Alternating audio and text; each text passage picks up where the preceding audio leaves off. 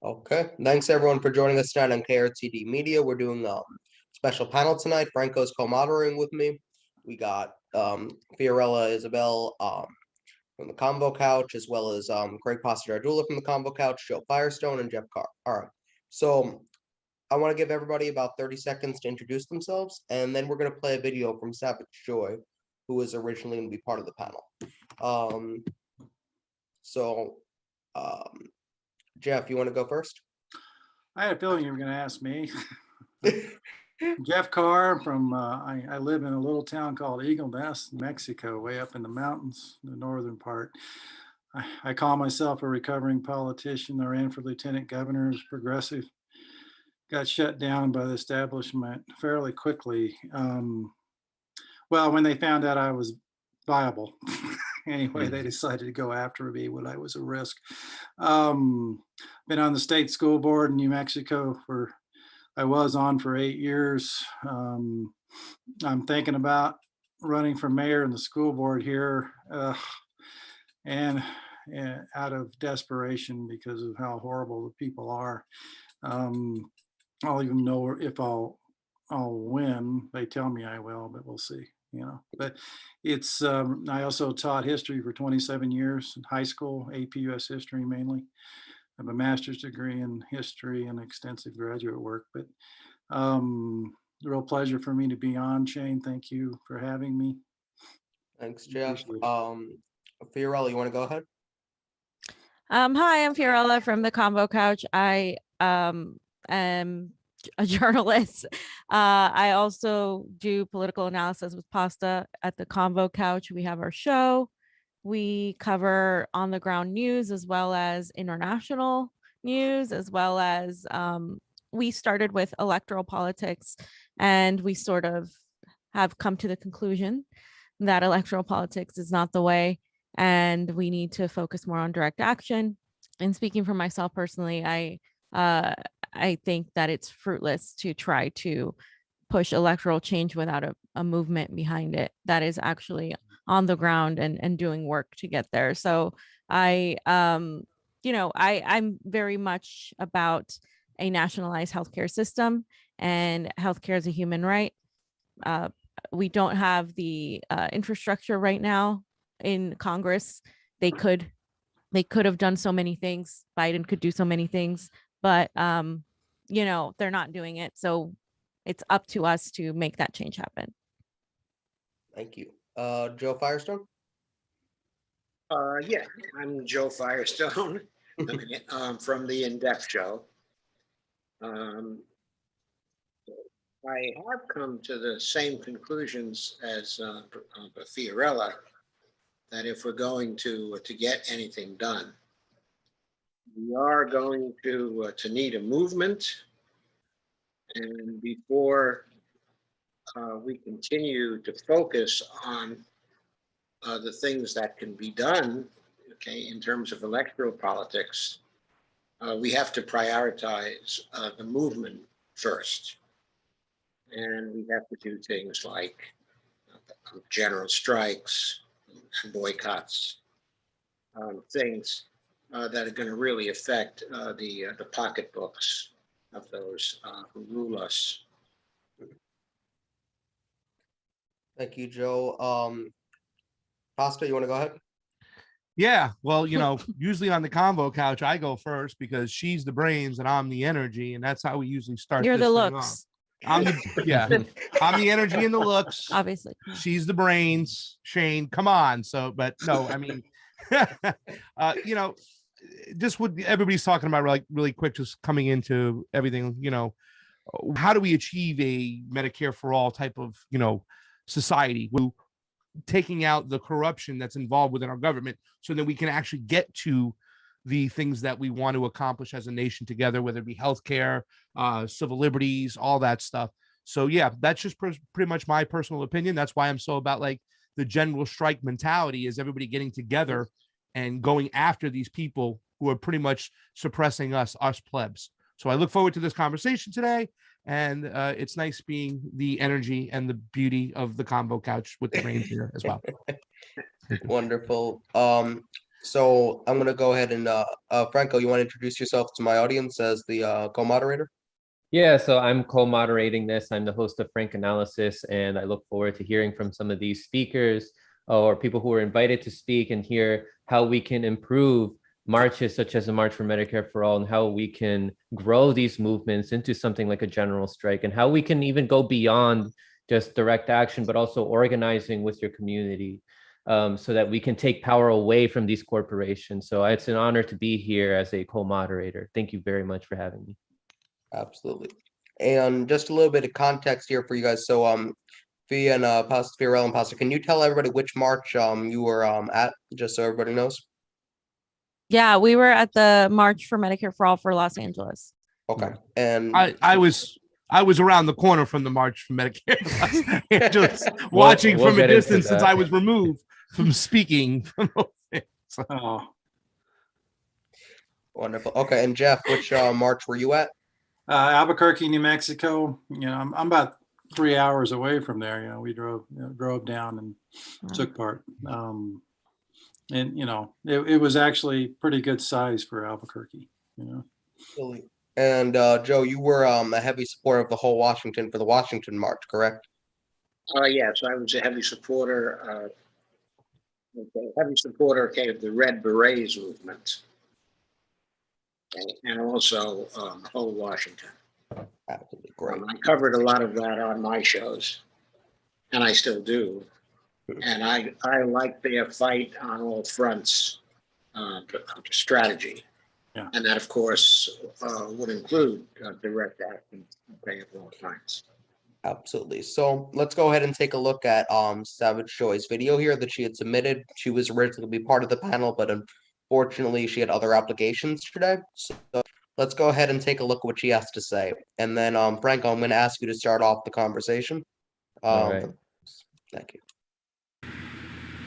Hey guys, sorry I had to miss the panel tonight. Shout out to Shane and Franco for inviting me. I apologize, something came up, but I offered to do a short video instead, because I still want to discuss Medicare for All and basically our desperate need for it. This is no surprise, there is so much vitriol on the left, so much division. I mean, just going on Twitter for 5 seconds, you just feel like you need a bath. It's bad. And, you know, when it comes to this, we're just not going to accomplish anything. And that goes for groups and organizations and such as well. There is such a divide, and I hate to sound kumbaya, but like, unless we get our shit together, it's just not gonna work. So Medicare for all is the absolute number one issue, and not just to me and not just to many other people, but it really is intrinsic to every other issue. It would help with homelessness. It would help with, job security. It would help with hunger. It would help with the environment. I mean, it would help with everything. And one thing it would definitely help with is mental health needs. Right now we're witnessing more people committing suicide and doing self-harm, and more people suffering in depression and anxiety than ever in history.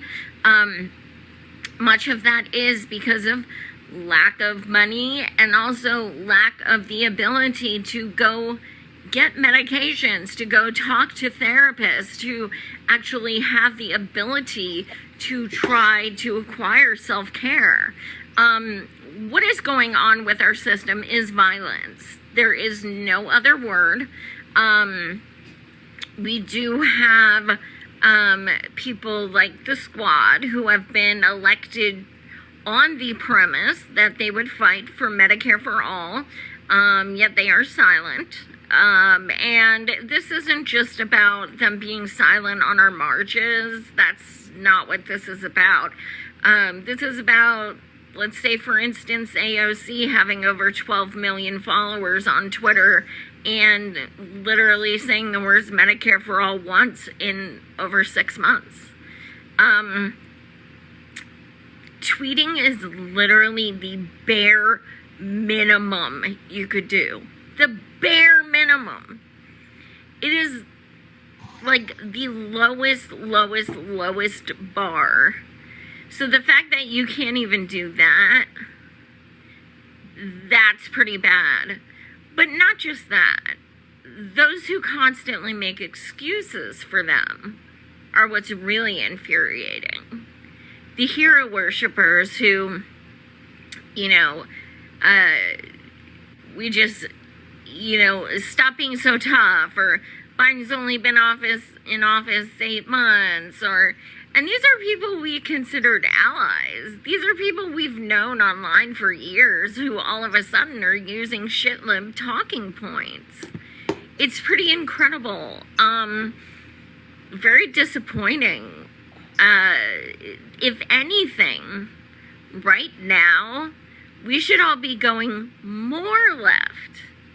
I've been going more and more left since 2015 than I thought I would. I mean, I just keep fucking moving. I'm not stopping. I just keep going more left.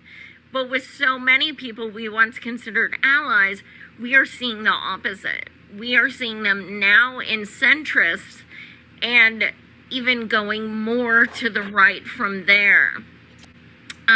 So it's not just, people like the Squad not supporting Medicare for all. It's also the fact that, say, AOC donated $100,000 to candidates who don't even support Medicare for all.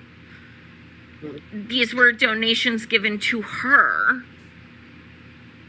under the premise they would be given to progressives.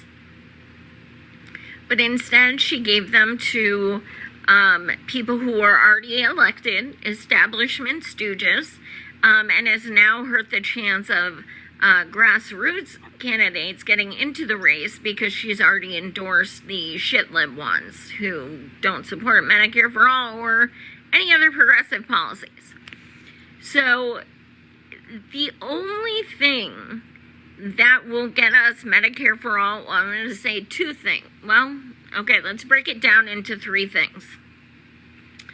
Number 1, holding people accountable. You don't do what you say you're going to do, you're getting called out. Period. I don't care. We have no heroes. Don't have a hero. Don't worship anybody. Don't make anybody, so high on a pedestal that you refuse to hold them accountable. Don't do it. Nobody is worth that. Politicians are not your friends. They're not.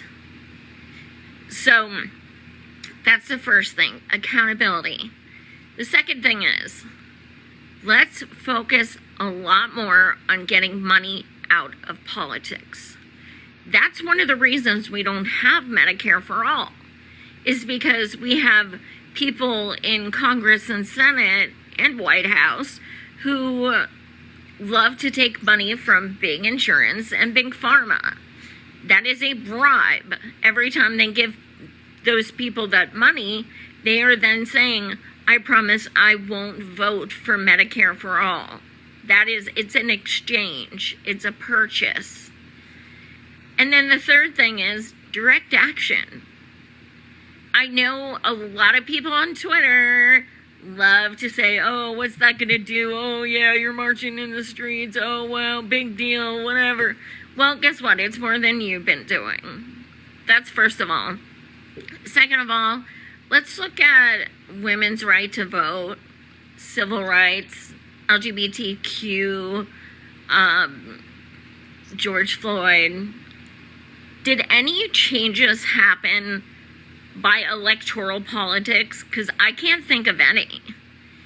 The real systematic change has happened from people saying, fuck this, and getting in the streets.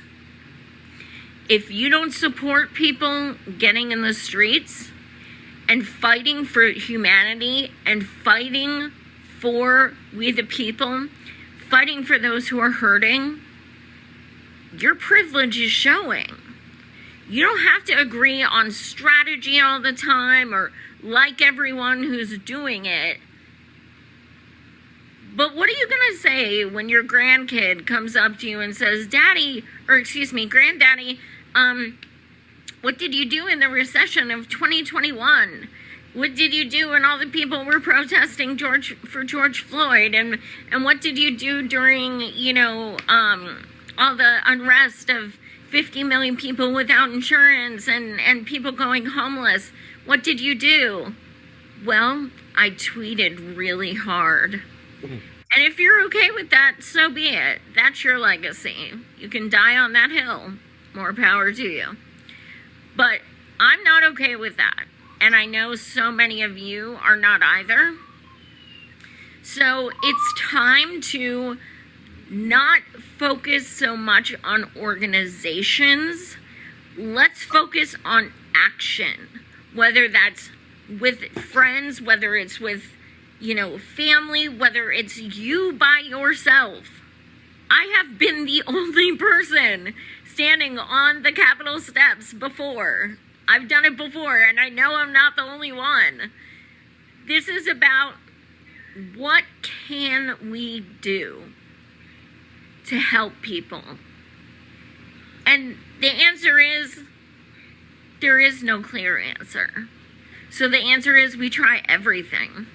The answer is we just get out and we try everything. We try marches. We try signing petitions. We try filing the petition with the UN. We try everything. Period. And you're either, you're more than welcome to join us. If you do, awesome. If you don't complain. Everyone needs to get off their ass. Everyone needs to get empathy. Everyone needs to check their privilege. And the thing people have to realize is that, yes, I am disabled. Yes, I did go blind, 85% blind. But I've supported Medicare for all for 6 years. Well, more than that, actually. I just started being an activist in 2015 because of Bernard. But I've supported Medicare for all for years. I used to work in health insurance for over a decade. And a lot of people don't realize that not everyone fighting this fight is in it because they themselves are hurting. Some people, wait for it, actually have empathy. And some people don't feel like they need to wait till something happens to them, till they start to care. And that's a beautiful way to live. I wish more people did. So if you don't know who, what, when, or why, the resources are out there. I'm sure Franco will be discussing some of them tonight. And you can always feel free to reach out to me, and I will definitely work with you on trying to come up with some ideas or linking you to things. But yeah, it's at the point that it really is put up or shut up. We're at that point. We're watching eugenics of the poor. The poor are dying. They're expendable. Nobody's speaking up for them. So we need to. So thanks so much for watching, you guys. Definitely tune in to catch more of my shows, Savage Joy on Roar Media Live, and you can follow me at Savage Joy Marie 1 on Twitter. Thanks so much, and thanks so much, Shane and Franco. Much love.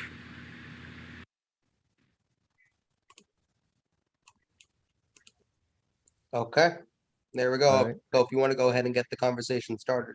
Yeah, that was an excellent breakdown, diagnosing the problem and talking about the necessity of direct action by Savage Joy. I'm sure since everybody here was invited to speak at these events would agree about the urgency of direct action.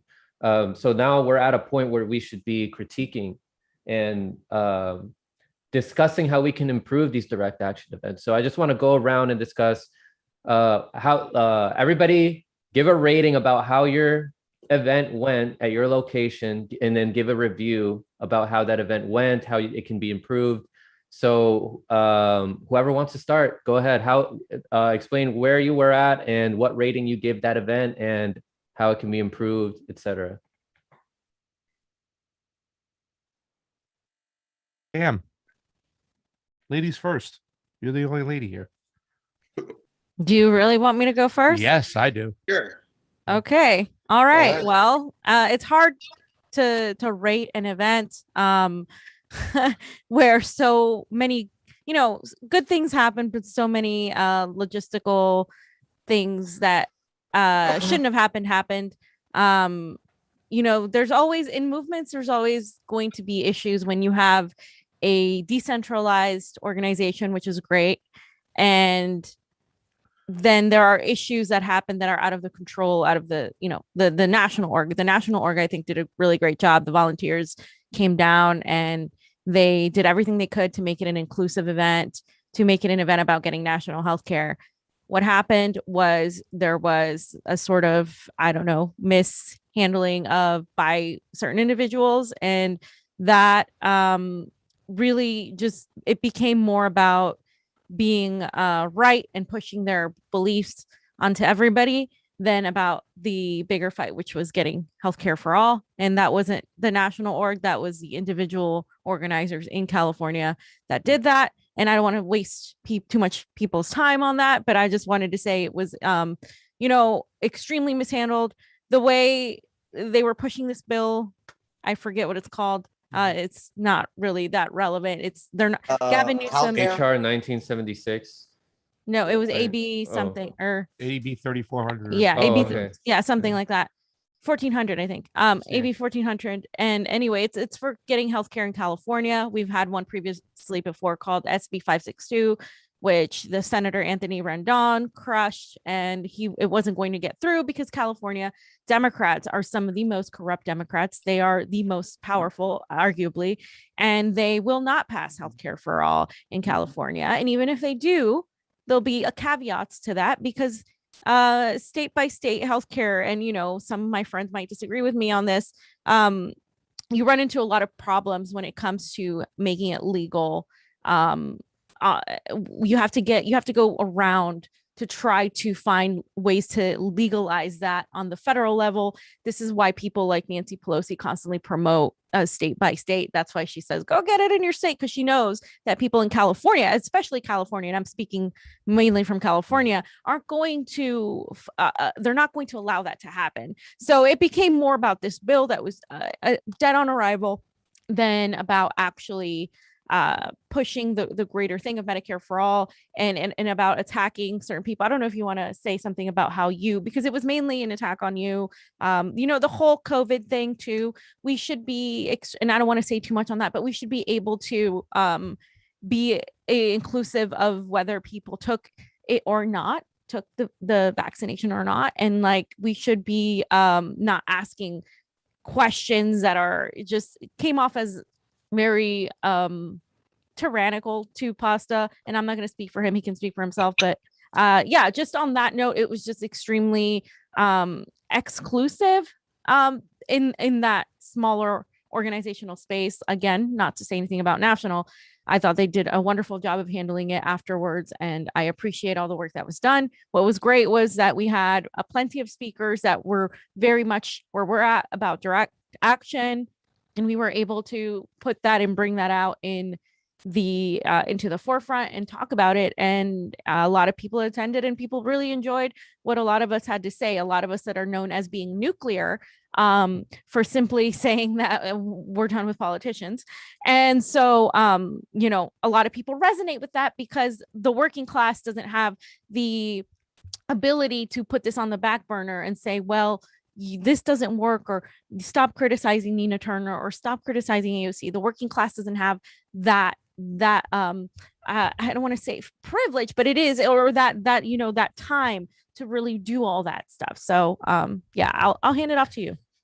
Yeah, out of a 1 to 10, I would scale it a 3 because I thought the mindset of the national organizers was why they saw us involved, myself to speak, was a necessary thing, because once again, it's about going across, party lines. And I think it was a microcosm of what a lot of Democrats feel that their version of Medicare for all should be versus the masses right now. You know what I'm saying? The one thing that I thought that was really missing out of Joy Savage's speech was about the solidarity.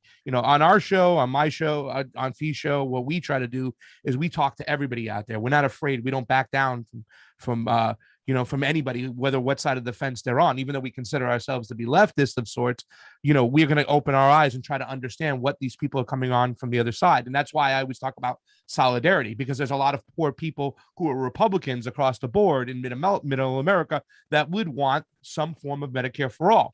But what the local organizers saw over here was their version of Medicare for all. Oh, I didn't believe in science. I didn't believe in the vaccine necessarily, or wearing a mask, or what that should be. And that's their version of Medicare for all. A lot of these people also believe in eliminating private insurance too as well. That's not the Medicare for all I see. You know what I'm saying? Just up until last year, up until 2020, Medicare never covered acupuncture, right? So for a person like myself, who, has eczema and stuff like that, I want to go and use Eastern medicine, right? So I want to go the Chinese way and herbs and whatnot and everything, but it's not the same style of treatment that you get in Western medicine. So, I don't want to be forced into a certain way of having the Medicare for all out there, that can be like more open to choices, which I think is important.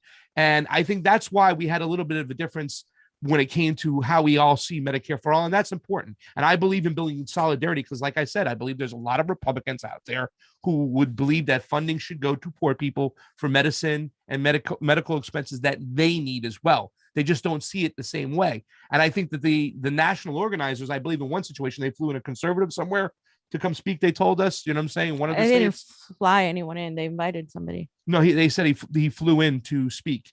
He was a but conservative. But it was a didn't conservative fly them doctor. in there. They invited him to speak. Yeah. It was a conservative doctor. He had a platform to come and talk.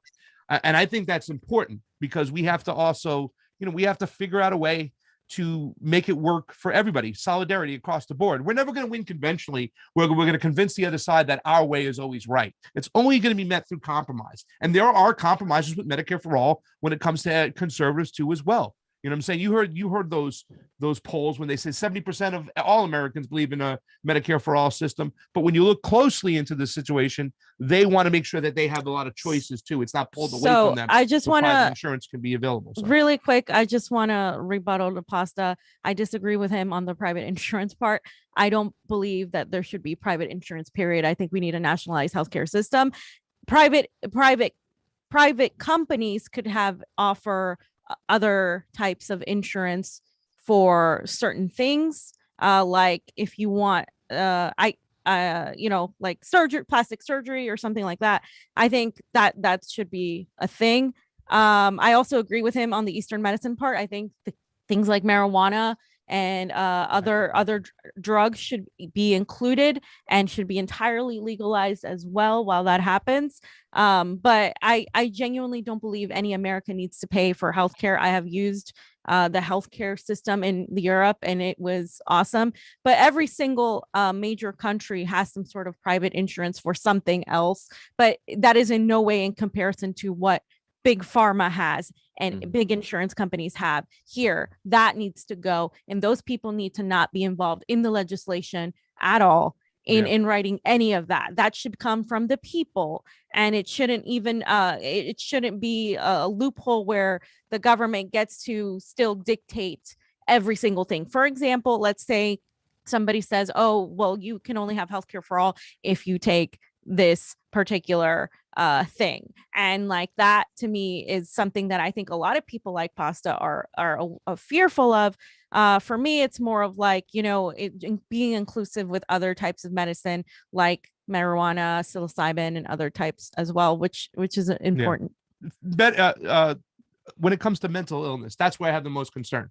So for instance, if a Medicare offer system could only merit you going to the therapist once a month, and that's all the system allowed, what about a person who needs to go every week or every other week and stuff like that? That's why I would say that I would always want to have some form of private insurance that would allow that person to do that. You know what I'm saying? Until a system proves to me that it can take on the whole eggshell. And once again, I'm about choices. That's why I'm always about mixed economy, mixed type of, systems and stuff like that, because I don't want to take away a choice from somebody else. That doesn't mean I really like insurance. I hate insurance. I hate staying on the phone with insurance. I hate the fact that I have to have car insurance my whole life, and I've had nothing but a fender bender. However, I'm just one of those, liberty advocates, I guess you can say, that believes that, somebody should have a right to do those things they want, because I know there's going to be like a lot of hypochondriacs who are going to probably overload the system that want to go more than once or twice that they're allotted. So that's therefore why I always want that choice. And the whole thing about it is that I think we have to have a platform open for these discussions, and that Medicare for All rally should have merited that. They shouldn't have kept me off the stage. They should have let me speak without giving me rules that were specific to me, because I believed in a certain way. You know what I'm saying? I still, once again, I see all these poor people on the streets. And that's something that Joy kind of pointed out in her speech, that it would help with homeless people. It would, people get bankrupted, they lose everything because of their medical bills, and they end up on the street. I want to find a way to end that. And that's why I am an advocate for Medicare for all. It's just what type of Medicare for all and what it looks like to you or me is where we might have a disagreement. But the platform to have these conversations and that march was supposed to be intended like people just who want Medicare for all, not this Medicare for all, but Medicare for all in general. And that's what it should reflect. Okay. All right, who's next? Joe Firestone. Okay, thank you. For me, the quest for Medicare for all has been going on for a very long time. I've been for Medicare for all since the Democrats passed the original Medicare bill. I go back that far. I've always been for it all through the years. I've been for the various versions of it, okay, that have come out. The version that has been introduced now, HR 1976, as far as I can see, is the best bill that we've had. It's a gold standard bill. It covers the nursing home care. It's free at the point of service. There are no copays. There are no premiums. There are no deductibles, okay, in this particular bill. But Pasta says he's for choice. I'm for choice too. But what I want to choose is my doctor, my hospitals, but basically the providers. I don't want to choose a private insurance company. I don't have to have a choice of a private insurance company because the insurance company is just a middleman. And the middleman is taking profits off the top. And unless we exclude the middlemen, we won't be able to realize the savings that occur from a Medicare for All system, which excludes the middlemen. Now, I'm not so concerned about the cost. Very much of my work, okay, is in the MMT area. Lots of my writing, okay, and my live streams, okay, is in that area. So I know the federal government can afford anything. But what's going on right now is we are now spending as a nation almost $4 trillion on healthcare each year. We should be spending, if we were spending at the rate, okay, of other nations, we should be spending roughly 2.7 trillion.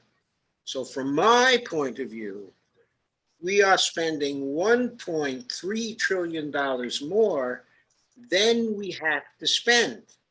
That in itself, okay, is not an issue for me. What's an issue for me is that that extra money that's being spent is being spent on the private health insurance companies, okay, and on the providers, and their systems of extraction of money are very hierarchical. So the money is going to the top and is increasing the degree of inequality we have in our society. Also, the way Medicare for All, the way healthcare spending is treated in our country, in one way or another, it's coming out of people's pockets. It's not coming out of the ability of the government to create the money, okay, or the currency. That is being used, of course, because it's always used, but it's offset. It's offset by taxes. In the healthcare area, almost fully offset by taxes, which means that it's coming out of our pockets one way or another, either through taxes or through co-pays or through deductibles or through the premiums we pay. It's coming out of private sector pockets and it's going to the healthcare industry. So it's a transfer. It's a transfer of wealth from all the rest of us to the healthcare industry. That is wrong. It is anti-democratic. It hurts our democracy. It makes certain people very, very rich. It makes other people poorer.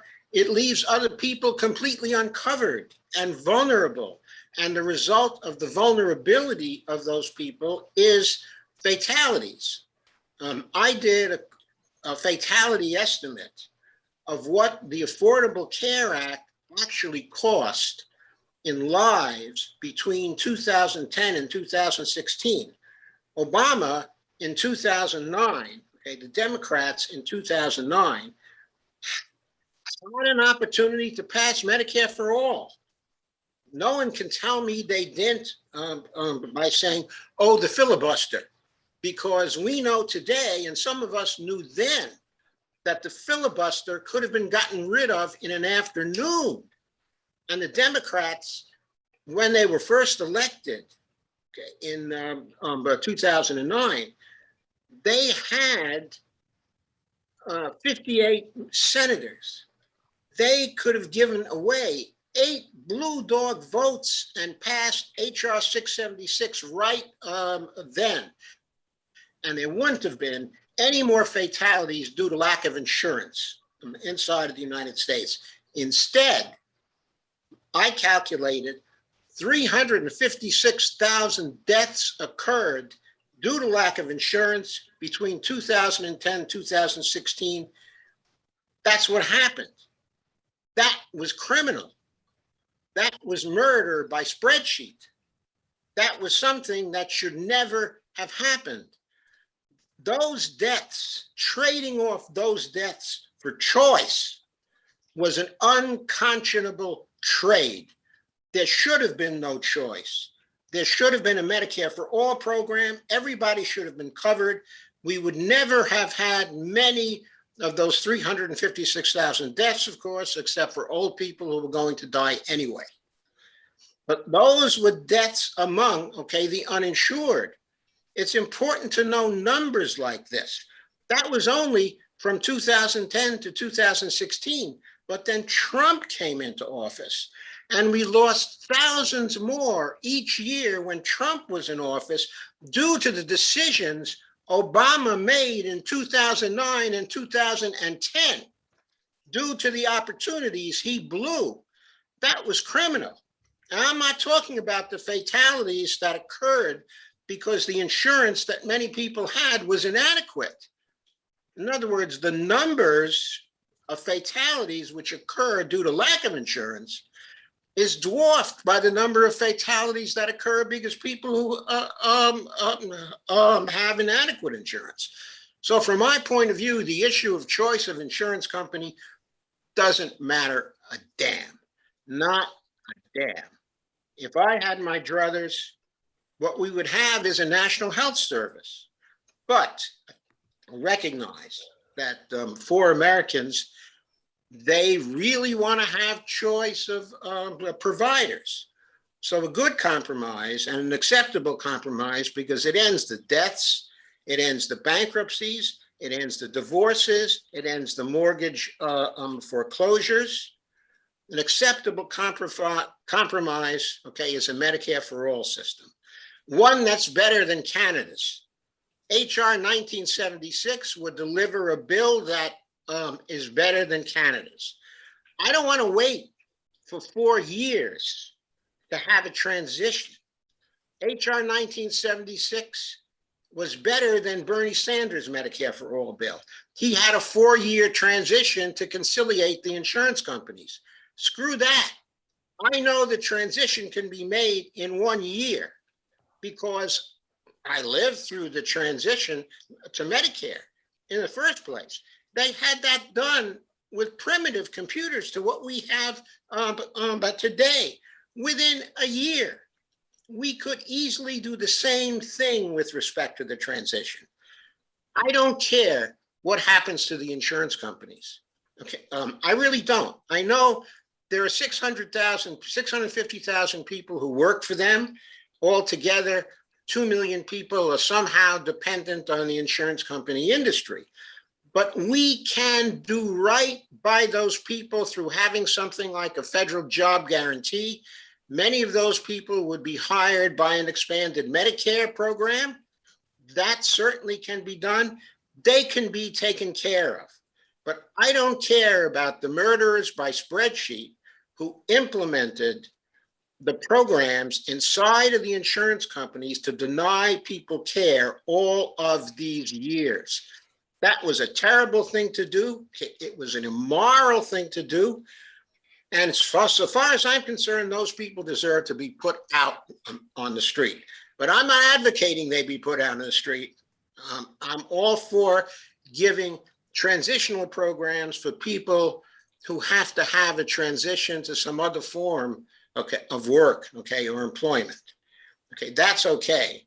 But inside, the emotions are telling me that the people who facilitated those killings should be out on the street. So that's the way, okay, I feel about it. I'm all for a Medicare for All program. I'm all for direct action, okay, to get one. But I'm also all for a fighting on all fronts type of strategy.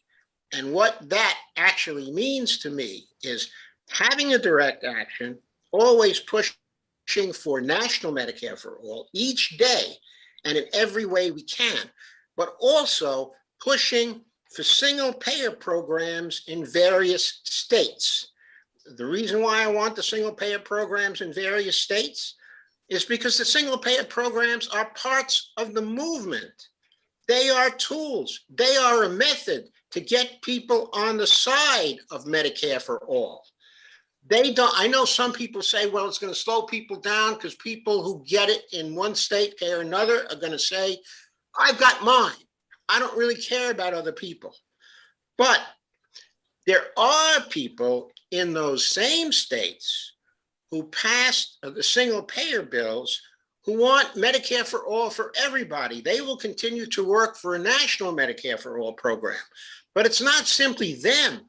People in other states who see the single payer programs actually working, but whose legislatures are blocking passage of single payer in their states, will nag the hell out of their senators for a national single payer program because the Republican legislatures in those states are not going to pass a single payer program.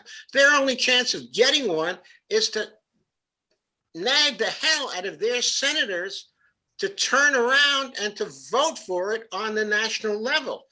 The more single payer states we have in blue states, the more regions that go for single payer, because you can have a regional movement too. Number of states can join together and have compacts among these states, which would allow them to negotiate with providers to lower costs still further, to get waivers from the federal government, or to constitute themselves as public option insurance companies inside of the states, to work on sort of a Medicare Advantage program type of idea, but as nonprofits. They can still cut expenses in the states, spending on healthcare in the states, by something like 33%. And when people across the country see that done, when they see people getting healthcare free at the point of service, they're going to lobby strong for Medicare for all. They're going to strengthen the national movement for Medicare for all. It's all one movement. It's all working together. It's all waking people up to really put the pressure on the representatives in Washington to pass it, or else to support the direct actions, and to really make them understand their careers will not survive if they don't pass Medicare for all. And Sorry. Jeff, what would you say about your event? How did it go? How do you think that it can improve, and what rating would you give it? Okay, I'll answer that question. For the event I watched, I did not actually go to Washington. I am 82 years old. I live maybe 40 miles outside of Washington. It's hard for me to get in there. It was a very hot day and I was concerned. So I stayed home, but I watched every speech. Mhm. And my feeling about that was that the Washington March, at least the rally that I saw, was very well organized. The speakers were excellent. They were uniformly excellent. And every one of them emphasized the national movement for Medicare for all. Nobody talked about state-based programs. Why did they not talk about the state-based programs? Because even people who were there, who were working for state-based programs, unlike the people in California, understood that this march was for the national program. And so people from whole Washington, okay, and from the Red Berets movement who spoke at the Washington March spoke only about the national program. They said not a word about their state program, that they had an initiative that they were working to pass. They didn't do what the California people did. They did what was supposed to be done at this particular march, and I think they did it well. Right. Okay, so and I'd Jeff, like what would you say? how could it be improved? Well, one way it could be improved. Sorry, I just want to give some Well, more time to some of the don't- other guests who are here. Sure, I'm happy. Yeah. So Jeff, what are your thoughts? Well, the Green Party actually started the one here. I know they started them in several states as well. The Democratic Socialists of America came in some so-called progressive Democrats came in and really tried to take the whole thing over. The lady that started it was a good lady, great heart.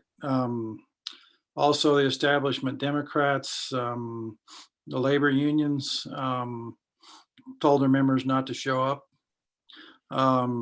We had Melanie Stansberry, who was the congresswoman that took over for Deb Haaland. She spoke.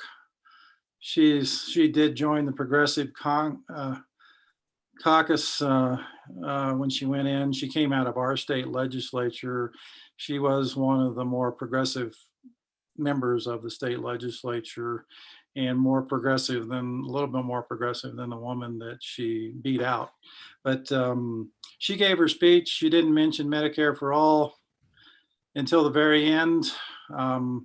She gave an interview where she was asked poignantly about it. She said she was concerned about the cost. She was asked about whether she would really fight for it, or she's just going to put her name on it. And she said she would. No, she won't. She took a couple of photos, ops, and then left. We had a representative there from the state legislature who pretty much did the same thing. I've known the representative for years, and she's okay, and our legislature has taken a more progressive bent in this last year than most. We got, we legalized marijuana and all those things, but not because of the governor. It was because of the leadership coming out of the legislature. The governor is a neolib, big time. She had hoped to be part of Biden's cabinet, and that fell through. Deb Haaland got it, I guess, because of identity politics, and everybody was all excited. Not anymore. It's so in health. We stood there the whole time. I brought my father-in-law, who is 80, and my wife came as well. And I haven't been active or seen hardly anybody in politics since I got out of my last race. But it's what needs to be done. It's we're being attacked by all sides. And well, actually, there's only one side. There's us and there's them. It's the leftists. I used to call myself a progressive, and I'd say I was a FDR progressive. And I was told by Democrats in this state, no, we don't use that word anymore. We're just Democrats. And I was just like, what are you talking about? And it's on healthcare. I mean, we've had we don't have much time. We've been working on an individual state program for a long time, but it's tied to Presbyterian, and a lot of people it's just been all talk for a long time. Each individual state could easily set up single payer healthcare or Medicare for all.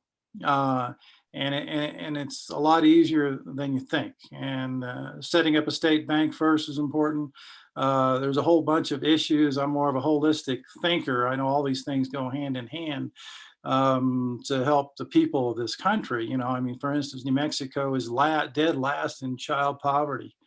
And what we do, and we do have a good Medicaid program for the ultra poor, and they cover a lot of things that other states' Medicaids don't cover, but we still have that gap, in the middle. And I got the best coverage I could possibly have at the moment, but it's just gotten progressively worse over the years, and it's a really sorry state of affairs.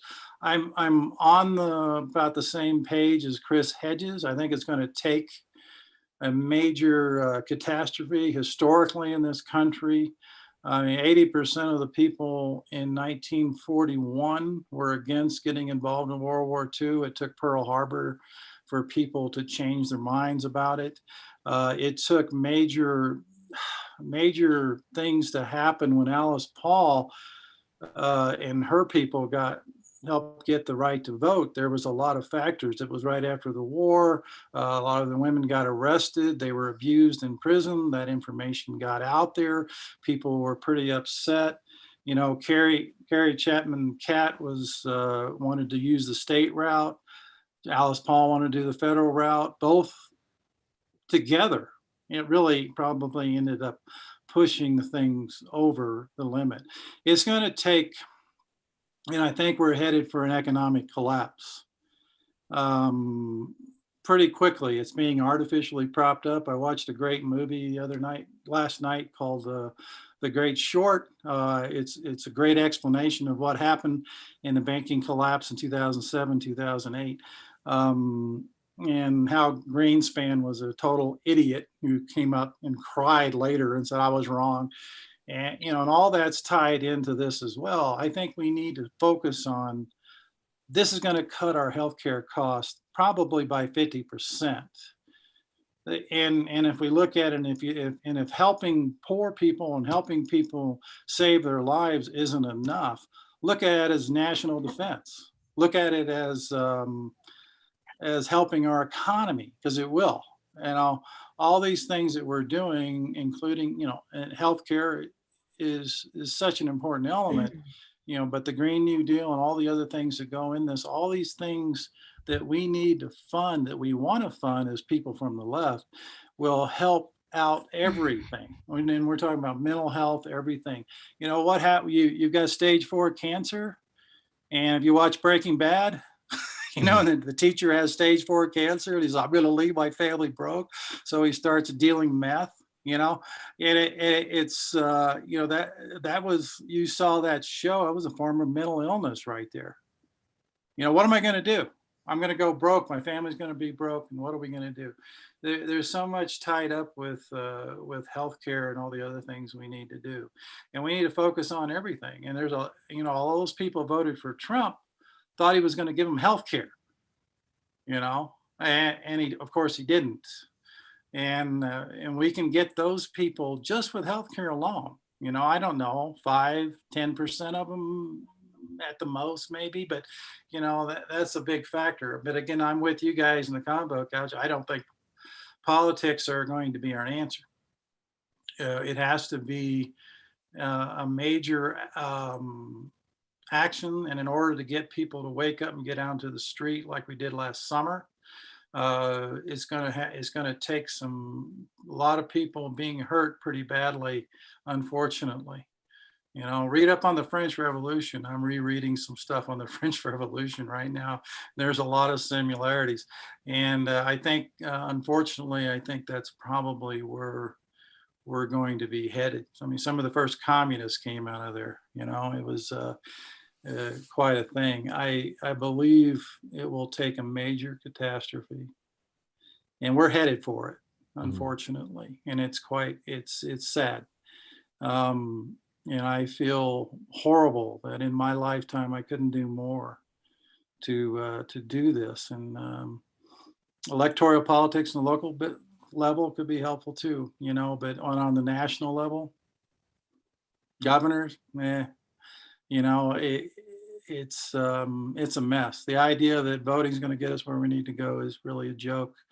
That doesn't mean we still shouldn't vote when there's somebody worth voting for. If voting changed anything, it would fucking be abolished. You know, we could have a direct democracy in this country. We have the technology to do it. We could all vote on every major thing that happens via computer, you know, and are there possible issues with everything? But we could have a direct democracy in this country. We could do it worldwide. You know, but it's, you know, there's a lot of things going, and I know these things aren't probably going to be settled in my lifetime, but I want to do everything I can do. I have a daughter who's going to have to live through this mess. Yeah. You know, and she doesn't even want to have any children, and I don't blame her, you know, and she's 30 years old, and I don't, you know, it's amazing. And, you know, we're being attacked by all sides. And right now, I'm kind of seeing the CIA everywhere. You know, it's amazing. Once you get into the tip of the iceberg, what the CIA's been involved in the last 60 years, instead of blaming Antifa, you should be blaming the CIA. They've got their hands everywhere, and it's ugly, and it's not, nobody's watching them. But I know I'm getting off of healthcare, but it's all tied in. People are convinced the CIA killed Kennedy.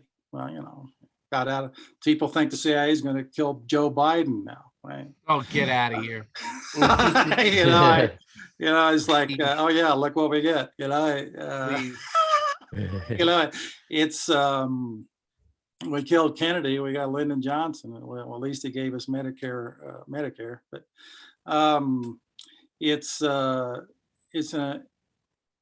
it's quite a quagmire. It's hard to keep positive, and I'm a really positive guy. And it's really hard to find anything positive going on. But I think keep working, but wait. I think we're going to see some things with global warming and everything that's happening there. All the refugees, there's going to be lack of food. There's going to be so many serious issues coming out, and the fact that we're not setting the stage for this emergency. At least FDR set the stage for and did everything he could to help us during the Great Depression and brought us out of it. But I know we're out of time.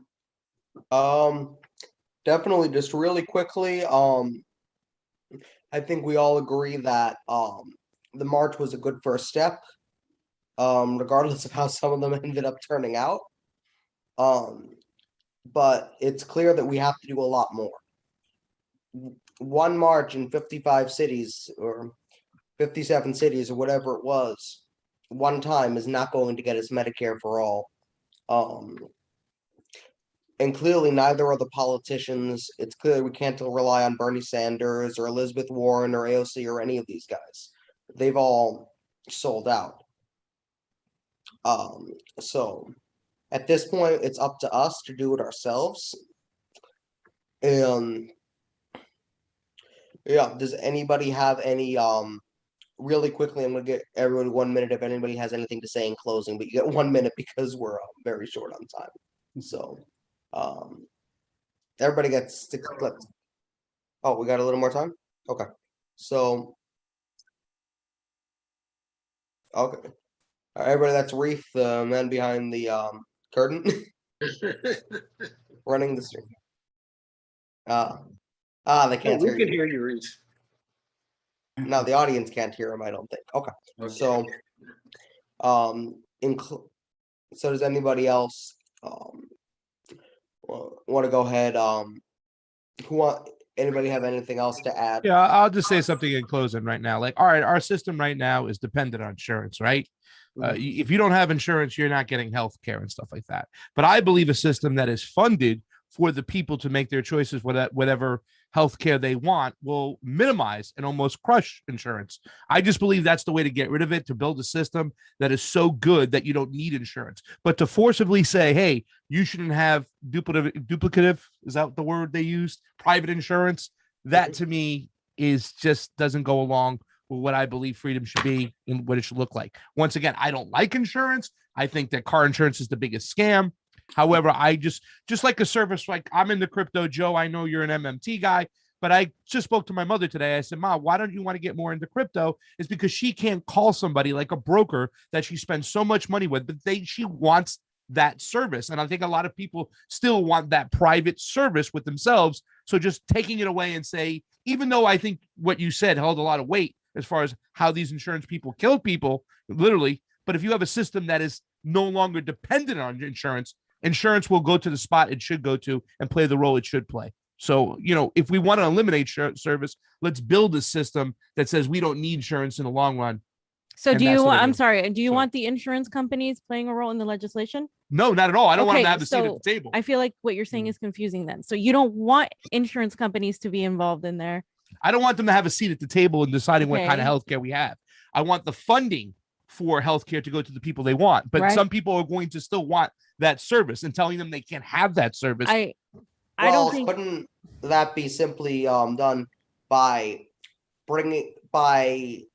putting those insurance workers to work in the Medicare for All system, and then maybe letting Right. people answer the phone, and maybe even in addition to that, maybe getting rid of the robots that answer the phone that are so annoying, and creating Yeah. another Yeah. job to have somebody like the old school, like in the 60s, you got the switchboard operator people. Yeah. Bring, I mean, to answer that question, I'm assuming if we had a healthcare system, a lot of people would transition into that system, that governmental funding system. But once again, it's the people's choice, because a lot of people still want the right to get insurance, even though it sucks. I don't want to take away that right. But why Simple as would that. you want insurance if it sucks? I don't want it because it sucks. But if you want to convince my mother, my aunt, my uncle that insurance sucks, they still want it. They want the right to choose it. I just don't want to take away the right to choose it. That's like me telling you that I'm going to tell you what's good for you, regardless of your feelings. And I don't believe in that.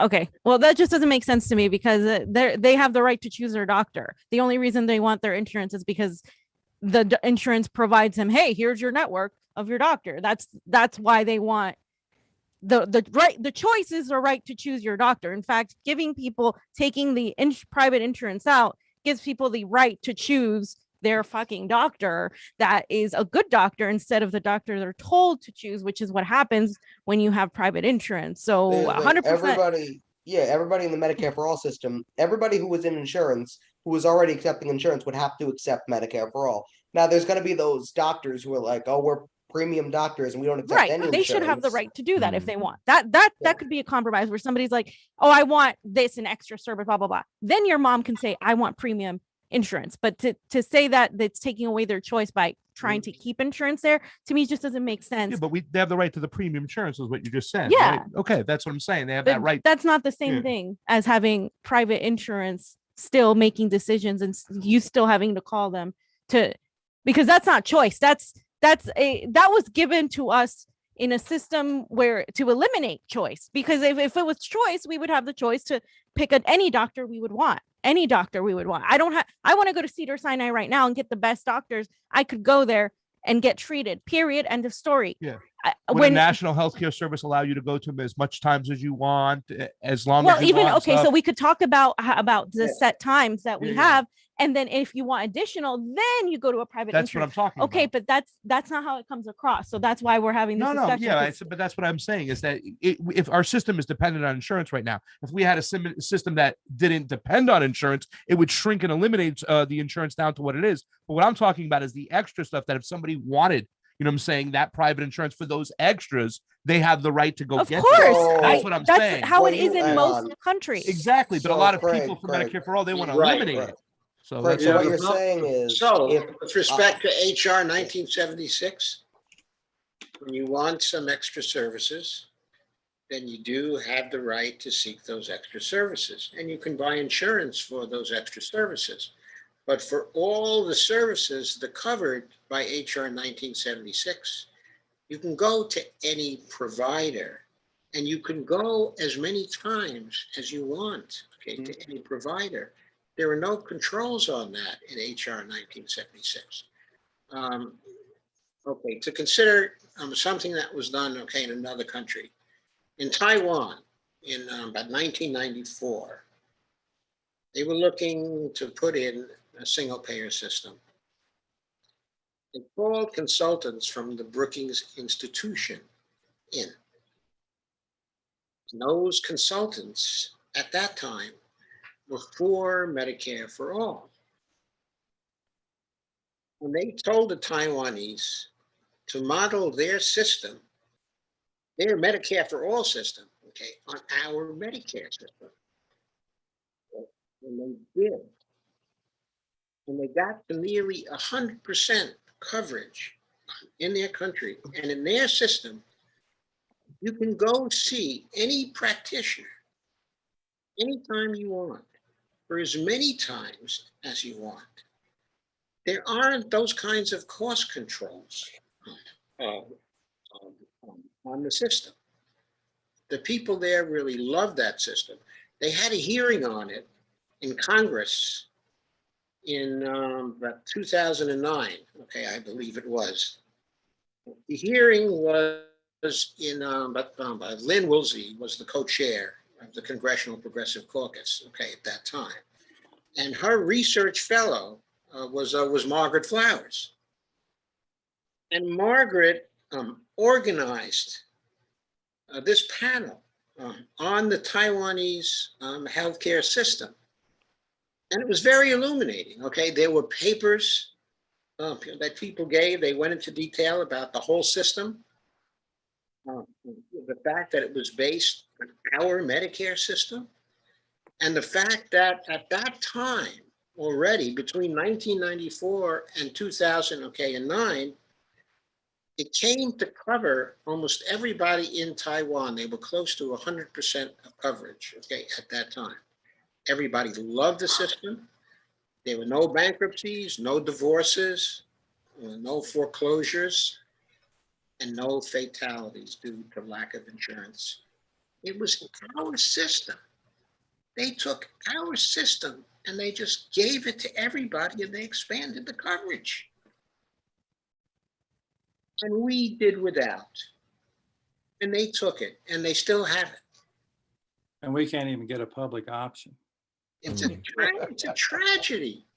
It's a total tragedy. People dying all these years. And the Taiwanese got our system. Yeah. Also, what Pasta was talking about, the choice of insurance company, okay, or having choice if you want to have an insurance company. What do you want the choice of an insurance company for if you can just go to any doctor yourself or any hospital yourself, okay, or any chiropractor yourself, okay, or any practitioner of Eastern medicine yourself? You go there with your health insurance card. They take down the data from your health insurance card. It's free at the point of service. They submit a bill to the government. You get the care. You are not involved in the payment system or the monetary system at all. That's it. Isn't that the system we want? I think it is. I think it's the system your mother wants, Pasta. Yeah, I think so too. You know, I'd like to see that system work when somebody can go, you know, for what I understand, looking at a lot of the Medicare for all bills, there'll be some restrictions on the healthcare you can get. Like I said, for instance, if I'm only limited to go to the psychologist once a month, that's an issue. But if I had extra insurance, I can pay for it to go twice a month. So be it. Now, don't get me wrong, Joe, if they create this type of system where it works flawlessly and insurance is not needed, insurance will go away.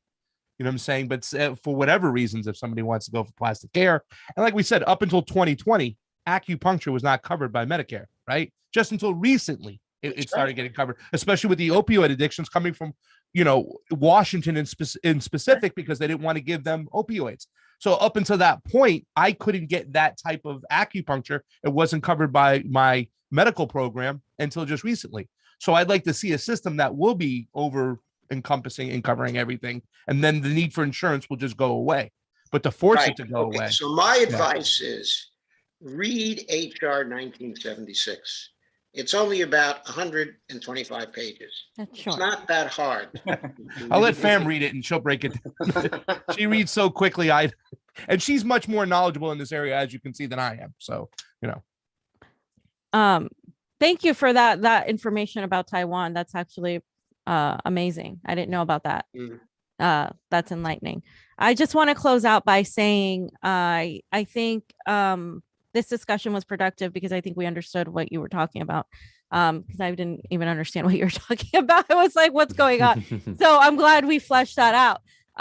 And this is kind of like our dynamic. So I apologize. But I want to end by saying the focus should be, I'm not going to stand against anybody's way in fighting on all fronts. If you want to fight on all fronts, that's fine.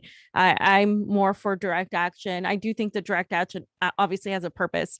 For me, Medicare for All is a compromise. It is not a national healthcare service. So therefore it is a compromise. And so anything less is really unacceptable at this point. We don't have a government that I think we can trust to implement it fairly. So Medicare for All is the first step. The fight doesn't end there. the fight should also focus on the direct action, should focus on making politicians uncomfortable, perhaps are having not just protests, but strikes, wildcat strikes, since we don't have a really big union type of country would be great. You know, the unions are powerless at this point, and the ones that aren't powerless are pretty much function like mini corporations because of so many things, including ASME versus Janus. And so I just feel like right now the fight is to make the political class and the predator class uncomfortable by continuously protesting, continuously advocating with certain demands out of the Medicare for All movement and out of the attempts to say have more marchers and perhaps go to politicians' houses and do this. I think we can work in coalition with other movements that are growing, like the free speech movement, like the anti-war movement that is nearly dead in this country. You know, that you could relate those things, the focus on war and compared to the focus on health. We need to focus on our health too, because what's impacted by our health is poverty. Poverty impacts our health. And so it's all tied together. This is all part of the same thing. And so I 100% believe in a sort of a coalition of different movements that can lead then up to a general strike. How that is supported is through mutual aid. Instead of funding politicians, let's begin funding mutual aid. Mutual aid is not charity. Mutual aid is different. It is a place where you, a method where you fund and organizing. You fund the ability to organize movements, not charity. There is a purpose to it. Exactly. Unions So have done that's that for years. Yeah. So yeah, that's all. I just wanted to say those points.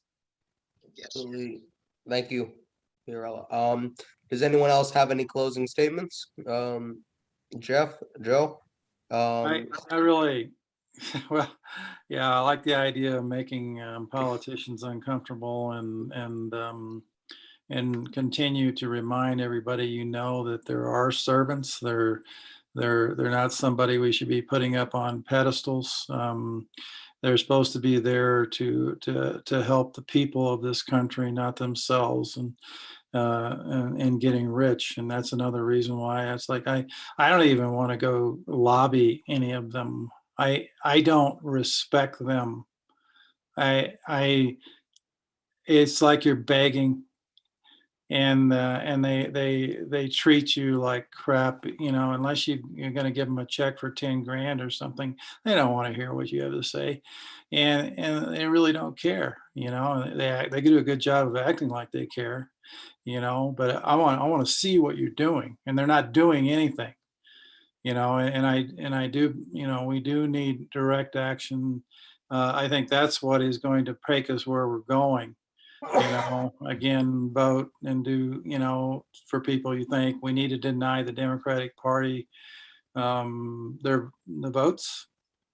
You know, we need people to start doing that, not just their money, but their votes. You know, they're not worthy of your vote. I don't know one Democrat right now who is, I mean, that's in office now anyway. And I'm sure there's plenty of good people there, you know, if you look at the people who aren't in office, you know, I can talk to Republicans and I can have a conversation with Republicans and tell them things they don't know. And then sometimes in regards to corruption and different things. And it's we can talk to those people. The people who are in office are already corrupt. And God, if 10 years ago, I would have laughed at somebody who said that. And I have, you know, but I was wrong and they're right. And we need to go in that direction. Morally bankrupt is another way I would put where they are. When they're willing to let people die. The worst thing that Cuomo did was let people die in New York. Mhm. And the women thing, that's horrible. Yeah. But nobody even hardly even talks about that he let people die. Yeah. You know, and then we have all these warmongers who are in power in it.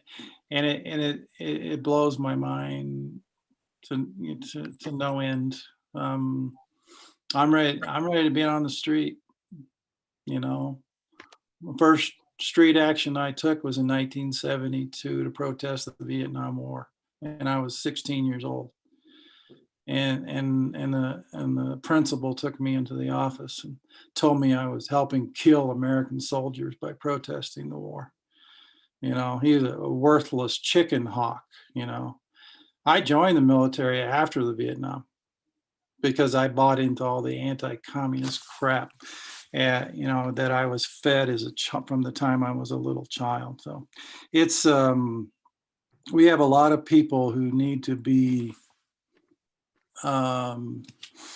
sensitized and to be educated and to burst that little bubble that it took me a long time to get out of the Democratic establishment and realize how horrible they really are. And a lot of people are waking up, I think. And I think that is our hope, that we have people waking up. And the younger people are our biggest hope. You know, people like me at my age are far and few between, unfortunately. And we, you know, we've got to get everybody included. And things could happen. Things could turn on a dime quite easily. And the history shows us that it does. It seems to take forever. Then all of a sudden, something happens. And we have to push for that something to happen, you know, Yes, and we let do. people know. There's one more thing I'd like to say, just to remind people. Fiorella mentioned getting money out of politics. Of course, that is really essential. However, in order to get money out of politics, there has to be a law passed in Congress. Has to be a campaign finance law that's passed in Congress that deals the Supreme Court out of the equation. And there is a way to do that. Article 3, Section 2 of the Constitution has an exceptions clause. Congress controls the jurisdiction of the appellate courts. The Supreme Court is the highest level, of appellate court. You can put the exceptions clause into a campaign finance law and prevent the Supreme Court from actually reviewing that law. They would not be able to overturn it. Now the question is, how can we get on the politicians sufficiently hard so that they would pass such a campaign finance law and prevent the Supreme Court from overturning it? I think that's a very essential thing for us to do. But that would stop the money flow to the politicians, stop the bribery. They would have to raise money only through small donations from people. And then they could be made accountable to us far more easily than they are now. It's a very simple thing to do. Unfortunately, it's probably too late for us to do it. We might have been able to pass something like this in 2007 or 2008. But I just don't know how we could do it now. It could be, that should be the objective of a general strike, just to get them to pass that one particular law. Because if they did that, almost all the other things favored by a majority of people would become possible. So, Yeah. Sorry, Joe. I think the only way is guillotines. That's it. That's it. well, I've often had that thought myself, Buster. That's it. Ain't nothing gonna change. Yeah. Wonderful. Okay, thank you all for coming to this panel. This is part 1 of the panel. We have part 2 coming up at 9 o'clock at night tonight.